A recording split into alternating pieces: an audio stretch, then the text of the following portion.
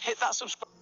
Dogs even close their mouths to sniff through Tesco's car park or in their evolutionary development where they screen with a sponge. It's never bloody happier. If you're dealing with reactivity, walking your dog on lead without first meeting their core needs is like trying to fix a cracked windscreen with a sponge. It's never, ever, ever going to work. So let's get real for a second. Your dog is an opportunistic predator. Well, technically, predator, hunter, scavenger, designed to problem solve, forage, sniff, chase, and work things out for themselves. At no point in their evolutionary development were they bred to be clipped to a lead and stroll around the block while you scroll through TikTok. But somehow that's become a gold standard for exercising dogs.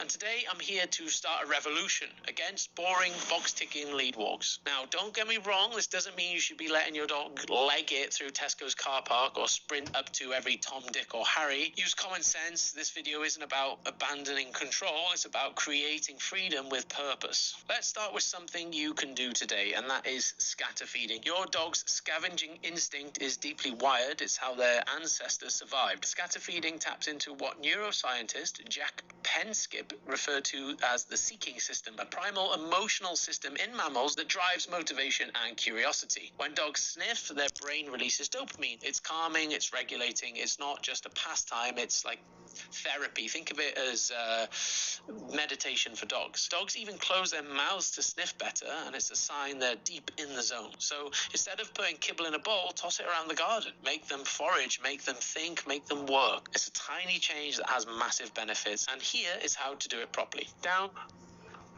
There's a good boy. There's a good boy. He's retired, he's old, give him a break. We use dog for the fun, fancy stuff. He's a good pet boy, aren't you? Can you sit? Yeah. Okay, so next one. Guys, just a very quick one from me. Up to 75% of you that watch this channel haven't yet subscribed. So please do us a favor so we can grow this channel, bring you more guests, and even produce more videos. Hit that subscribe button to make things easier for us and allow us to bring you the best content we possibly can. Thank you. Another massively underrated exercise. And this is probably going to be the most simple dog training instructional video I will ever provide. And I'll probably only do it this once. However, massively underestimated in terms of what it can do for your dog. I've got a portion of Ranger's food in my pocket. I'm going to scatter it out in my garden. Not in my garden now, I'm in the training center, but, you know, save us time going home. We're just going to do it here. I'm going to scatter some food around. I'm going to give him the release. And his job is simple. Find the food. Of course, to do this, my dog needs some food drive. So Behavior Bible will show you how to do that. Link in the description. It's completely free.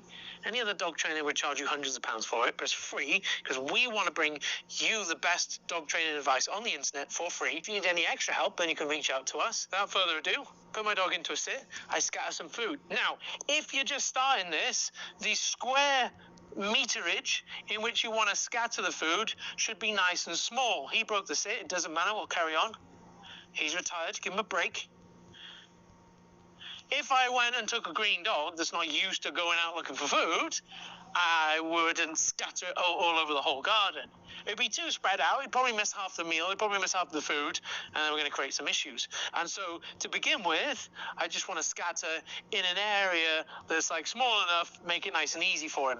However, eventually then, when the dog graduates, a little bit more greedy, people say 10 minutes of sniffing is the equivalent of like an hour walk. And while I don't believe that, I do truly believe you get a lot more bang for your buck in terms of exercise when we're doing like sniffing drills and so on and sniffing exercises. That's all it is really. Than we do just putting our dog on a leash walking around the block. I would opt for this 10 times out of 10 over an on-leash walk. Of course, people argue, oh yeah, you're just teaching your dog to find things, pick things up off the floor. That's if you do it without any cues. That's if you do it kind of without instructing your dog, giving the marker of go and get it. If you need those markers, it's in the Behavior Bible. But whilst my dog is on leash and he's walking on a loose lead, he's not allowed to pick things up from the floor. And he knows that. right? And that's because that's been taught to him. And so I give my dog windows of opportunities, because if saying, oh, this is teaching him to pick things up off the floor, well, isn't playing with a ball teaching him he's allowed to pick up any ball and go and chase any kids' balls over the other dogs' balls? Well, of course it's not. And so this is exactly the same thing. If I give a window of opportunity, now it's time to go and sniff. Now it's time to fill your boots, really express that desire to scavenge, essentially, because our dogs are opportunistic hunter scavengers, more so scavengers nowadays. Then I'm going to be playing fair with the dog. So nice windows. Same with like playing, jumping up on me. Like, you'll have seen me play with my dogs in the past, and they'll go crazy, they'll jump up and all the rest of it. And then someone in the comments always pipes up and says, isn't that just teaching your dog to jump up on you? No, because there's a window of opportunity to do it. When we're in play mode, I say ready, we play, and I finish play mode, all done. Now jumping up on me is not allowed. And our dogs, we can't insult their intelligence. They're intelligent enough to understand when they're allowed to do certain things.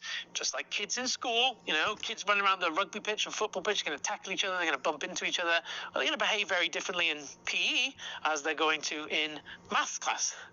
And so kids aren't going to tackle each other in maths class and so on and so forth. It's the same with these windows of opportunities for our dogs. Just because you're worried that certain behaviors might be perpetuated by giving your dog an outlet to do them doesn't necessarily mean that be the case, as long as we've got consistent windows of opportunity.